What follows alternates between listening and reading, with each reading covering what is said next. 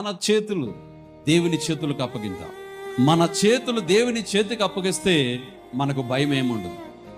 మన జీవితాలు కావాల్సినటువంటి మంచి నిర్దేశంలో, మన జీవితాలు కావాల్సినటువంటి గొప్ప అద్భుతమైన కార్యాలతో దేవుడు నింపుతాడు. అందుకే యెషయా గ్రంథము 41వ అధ్యాయం 13వ వచనంలో రాయబడిన ఈ మాట, ఒక వాగ్దానాన్ని మనం చూసినట్లయితే, నీ దేవుడగు యెహోవాను నేను భయపడవద్దు, నేను నీకు సహాయము చేయుచున్నానని చెప్పుచు నీ కుడి చేతి నేను పట్టుకుని.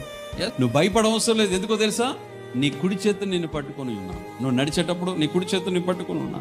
దేవుడు మన చేతిని పట్టుకుంటే అద్భుతం. అంటే ఆయనను మనం పట్టుకోవాలంటే మనం ఏం చేయాలి? ఆయనను పట్టుకోవాలి. అందుకే ప్రతిరోజు మనం ప్రార్థన చేయాలి, అబ్బా నేను జారిపోకుండా, నేను పడిపోకుండా, కృంగిన వేళైనా మరి వేదనలో అయినా నువ్వు నా చేపట్టుకుంటే చాలు ప్రభా. ఆయన నీ చేపట్టుకోవాలంటే మొట్టమొదటి నువ్వు చేయవలసిన పని ఏంటంటే ఆయన నువ్వు గట్టిగా పట్టుకో.